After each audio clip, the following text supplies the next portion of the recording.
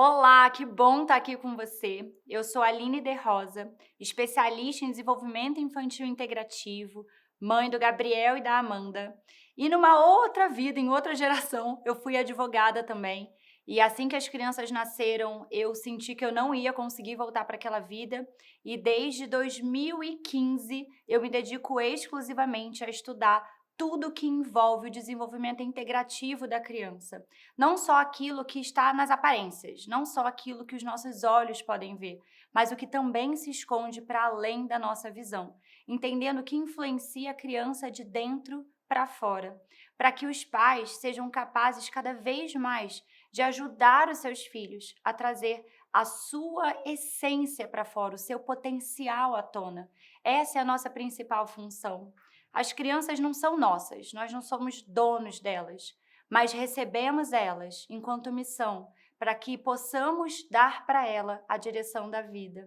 E assim eu tenho, há muitos anos já, trabalhado com centenas e milhares de famílias, trazendo essa reconexão para o nosso seio familiar. Nesse curso que nós vamos ter aqui, em 3 aulas, nós vamos olhar para essa relação da educação de uma maneira respeitosa, entendendo como a gente pode educar de fora para dentro, enquanto pais, e também uma educação preventiva. Como que eu olho para essa criança de maneira única? Como que eu permito que ela floresça? Como eu permito que ela traga à tona aquilo que ela já é? E não eu forçar ela a ser o que eu acho que ela deveria. Não comparando ela, mas permitindo, dando para ela o ambiente necessário para que ela se desenvolva, assim como uma semente que a gente recebe. E se você colocar essa semente na sua mão, você não vai saber se é uma semente de girassol ou se é uma árvore, um pinheiro, por exemplo.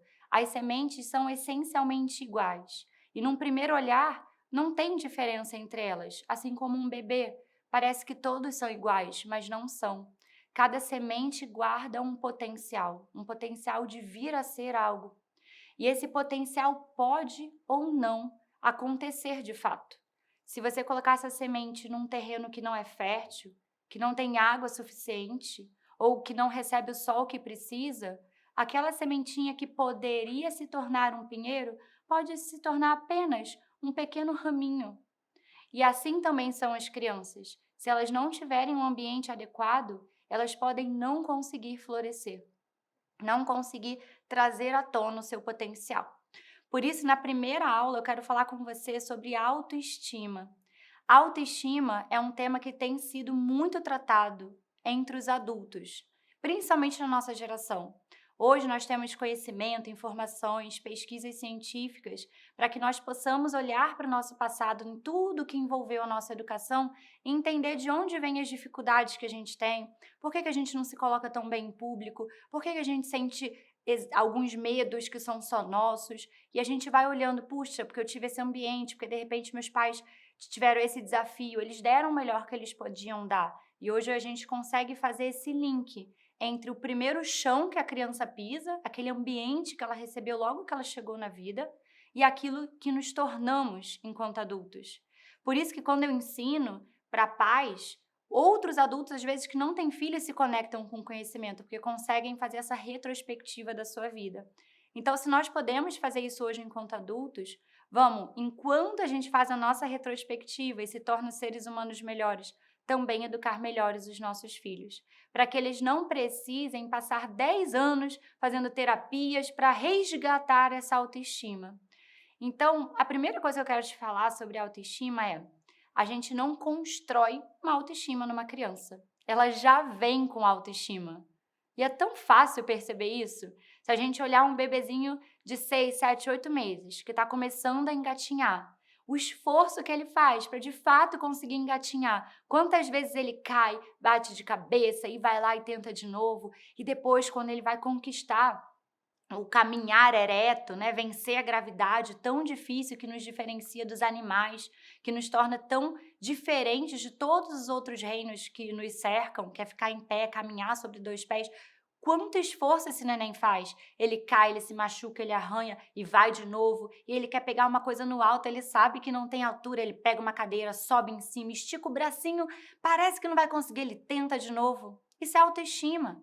Quantas vezes eu e você a gente desiste de algo muito antes de tentar 3, 4, 5 vezes? A gente se sente incapaz, acha que não tem a habilidade necessária. Quantas vezes eu me senti burra, porque eu na escola era aquela que tirava nota 5 e 6. Eu jurava, juradinho, que eu não era inteligente. Eu não sou inteligente, eu não consigo, eu não tenho nota boa, eu não aprendo com facilidade. E assim eu fui formando essa primeira visão sobre mim mesma deturpada. E eu não quero que os meus filhos, nem os nossos filhos, cresçam com uma visão deturpada de si mesmos. Então, se eles já vêm com essa autoestima de dentro, que é intuitiva, que é natural, o que que nós vamos fazer então? Dar um ambiente que preserve essa autoestima e, ao mesmo tempo, impulsione essa autoestima, fortaleça essa visão sobre si mesmo. A primeira vez que nós somos capazes de dar isso para um indivíduo é no primeiro setênio, de 0 a 7 anos. Aline, eu não te conheci antes, não sabia disso, fiz o que foi possível e agora? Deu ruim para sempre? Não, não deu ruim para sempre. Nós sempre temos a chance de mudar e ser um pouquinho melhor todo dia. Eu sempre falo isso. A gente não está aqui para ser perfeito, a gente está aqui para ser um pouco melhor todos os dias. Então é isso que a gente está fazendo aqui. Independente do que você fez até esse momento, a gente é capaz de ser um pouquinho melhor. Então, quando a gente fala de preservar a autoestima da criança, tem uma premissa acerca da educação que ela é muito importante e não poderia ficar de fora dessa aula. Para ela ficar pedagogicamente mais claro, para você entender e nunca mais esquecer, eu divido ela em duas partes. Primeiro, você acolhe o sentimento da criança e depois você educa a atitude da criança. Então, se uma criança fez algo errado ou brigou com um amigo, ao invés de chegar e falar, você brigou com ele, você não devia ter batido nele, isso é errado, é desrespeitoso. Ao invés de já chegar brigando, você vai separar essa comunicação em duas partes. Primeiro, você vai acolher o que a criança está sentindo e depois, só depois, você vai educar a atitude. Por quê? Porque se você só fala uma coisa só e mistura o sentimento com a atitude num balaio só, a criança, e às vezes você pode pensar, mas meu filho já tem 10 anos, já compreende. Não compreende com o nosso raciocínio adulto. Não tem capacidade neurológica de abstrair como nós adultos temos. Então, não entende, isso já é comprovado. A criança, ela precisa ter clareza que ela não é inteiramente ruim, que é só aquela atitude que não foi legal. Só que se você fala de uma vez só, ela pensa, o que ela está recebendo é, eu não te amo, você não presta, eu não quero saber. É isso que ela está ouvindo. Então, quando você pensa que você está ajudando, na verdade você está ferindo a autoestima dessa criança. E nós temos sinais muito claros de uma autoestima ferida. Na primeira infância, nos primeiros 7, 8 anos de vida, uma criança com autoestima ferida vai ter comportamentos muito agressivos e provavelmente o que eu mais vejo nas famílias que eu atendo são comportamentos de vingança. Sabe aquele comportamento que a criança fala, eu te odeio, eu quero sair de casa, você não é minha mãe? Esses comportamentos de vingança normalmente estão atrelados a sentimentos não acolhidos, a autoestima ferida. Então observa isso no seu filho. Se essa atitude está constante na sua casa, vamos olhar para o acolhimento desse sentimento. Acolher o sentimento não significa concordar com uma atitude errada. Primeiro eu acolho. Por que que você bateu no seu amigo? O que que ele fez? Como você se sentiu? O que que aconteceu? Abre espaço para essa criança falar o que ela sente. Então, sua comunicação não pode ser julgadora. Uma coisa é dizer, nossa, meu amor, o que que aconteceu que você bateu no seu amigo? O que que você está sentindo? O que que houve? E outra coisa é falar, o que que houve que você bateu no seu amigo? Né? Então, cuidado com o seu tom de voz. Não é para julgar, é para a criança se sentir abraçada e não julgada. Beleza, a criança falou, vocês conversaram um pouco, ela se acalmou, aí você passa para a parte de educar a atitude. Entendi, você ficou com ciúme que ele estava brincando com a outra criança e não te deu atenção, e por isso você bateu nele. Acontece que bater não é respeitoso. Bater não vai resolver o seu problema, nem vai resolver o seu sentimento, pelo contrário. Você está aqui chateado, seu amigo está chateado. Então, da próxima vez que você sentir raiva, ciúme ou o que quer que seja, o que que nós vamos fazer? Você vai comunicar isso para o seu amigo, você vai se afastar dessa situação E aí a gente vai dar para a criança essas ferramentas que ela precisa para que ela não responda mais com agressividade. Então ficou claro a diferença entre eu acolho o sentimento e assim que tá tudo calmo, eu educo a atitude. Tá tudo bem você ter sentido ciúme, tá tudo bem sentir raiva, tá tudo bem sentir medo, tá tudo bem. Sentimentos fazem parte da vida humana. Agora, bater não é respeitoso, gritar não é respeitoso, se jogar no chão não é respeitoso com você mesmo. Então a gente acolhe o sentimento e educa a atitude. E assim, no ato de educar, no ato de dar limite, você não destrói aquela autoestima. Você não faz a criança se sentir um lixo, desimportante, não amada. Ela vai continuar se sentindo amada e ela está sendo educada ao mesmo tempo. Um outro aspecto muito importante da construção da autoestima, que na verdade é uma preservação de autoestima, como a gente falou, é evitar comparações. E por que eu estou trazendo isso aqui? É um aspecto muito simples, muito fácil de você entender, porém bastante desafiador de ser aplicado na prática. Porque eu fui criada à base de comparações e eu sei que você também. Então é como se tornasse algo natural nosso. Quando a gente vê, a gente comparou. Quer ver como você compara todos os dias? Você diz algo como: anda logo, o seu irmão já está pronto e você nem se arrumou ainda.